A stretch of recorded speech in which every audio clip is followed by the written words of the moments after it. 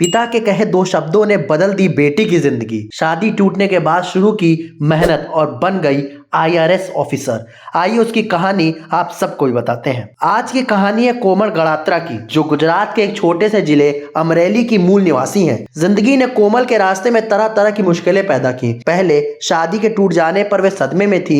शादी टूटी मगर हिम्मत नहीं। माँ बाप से दूर रहकर छोटे से स्कूल में टीचर की नौकरी की। बिना इंटरनेट और अन्य मूलभूत सुविधाओं के भारत की सबसे टफ परीक्षा में से एक यूपीएससी एग्जाम क्रैक किया और अब इंडियन रेवेन्यू सर्विस में ऑफिसर है। वे आज न सिर्फ एक बेहतर जिंदगी जी रही हैं, बल्कि बाकी महिलाओं के लिए भी नाजीर पेश कर रही हैं। इंडियन रेवेन्यू सर्विस ऑफिसर कोमल गणात्रा की शादी 26 साल की उम्र में हुई थी। शादी के बाद एक लड़की जो सपने देखती है, कोमल ने वैसे ही सपने अपने लिए देखे थे, लेकिन जरूरी नहीं कि हर सपना पूरा हो। शादी के 2 हफ्ते बाद पति उन्हें छोड़कर चला गया। उनकी शादी एक एनआरआई लड़के से हुई थी, जो उन्हें छोड़कर न्यूजीलैंड चला गया। सामने कुछ नहीं दिख रहा था, कुछ समझ नहीं आ रहा था। तब पिता का मोटिवेशन और पढ़ाई ही थी जिसने मुझे एक दूसरी जिंदगी दी। उन्होंने यूपीएससी की तैयारी शुरू कर दी, लेकिन परेशानी हर जगह होती है, बस उसने उबरना आना चाहिए। कोमल न सिर्फ अपने भयानक अतीत से निकली, बल्कि यूपीएससी में भी बार बार असफलता झेलती रही। इसके बाद भी उन्होंने हार नहीं मानी।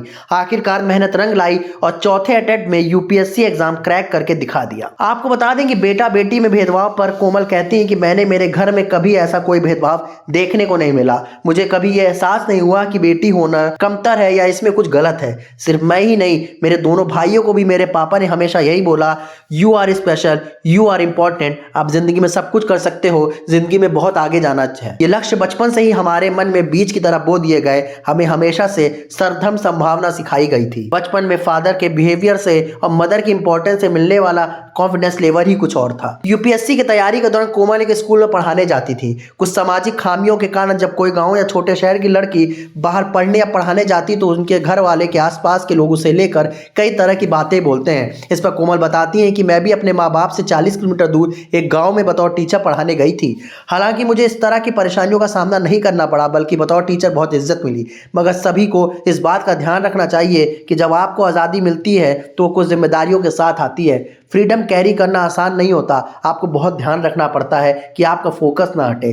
जब हम अपने लक्ष्य से डगमगाने लगते हैं तभी परेशानियां होती हैं, मगर जब आप अपने गोल की तरफ निरंतर काम करते हैं तो आपका रिजल्ट खुद ही बोलने वालों का मुंह बंद कर देता है। समाज से कोई फर्क नहीं पड़ता। ऑफिसर कोमल कहती हैं कि अगर किसी की बेटी को माँ बाप या परिवार वालों का इतना सपोर्ट नहीं मिला तो उसे अपना कॉन्फिडेंस खुद डेवलप करना पड़ेगा। उसको यह समझना पड़ेगा कि मेहनत से कुछ भी हो सकता है। अगर आप एक लक्ष्य पर फोकस रहकर आगे बढ़ेंगे तो आप कामयाबी पा सकते हैं। कोमल इस बारे में अपना एक अनुभव साझा करते हुए कहती हैं कि मैंने एक लेडी और डॉक्टर के बीच में बातचीत होती सुनी। वो औरत रोए जा रही थी। डॉक्टर ने महिला को कहा कि अगर आपको दर्द हो रहा है तो थोड़ी देर बैठ जाइए, अगर बहुत ज़्यादा दर्द महसूस हो रहा है तो आपको कैजुअलिटी में जाना चाहिए। यहाँ पर जब हम आपको ओपीडी में देख रहे हैं तो हम आपसे आशा करते हैं कि आप हमें अपनी बात बताएं, तभी आपका इलाज कर पाएंगे। कई लोग अपनी परेशानियां पर बस रोए जाते हैं, मगर उसके हल पर कभी काम नहीं करते। जब कभी जिंदगी में कभी ऐसी समस्या हो तो ये सोचना है कि इस पर रोए या समाधान पर ध्यान दे। कोमल पहली शादी के इतने कम समय में टूटने पर बहुत सदमे में थी।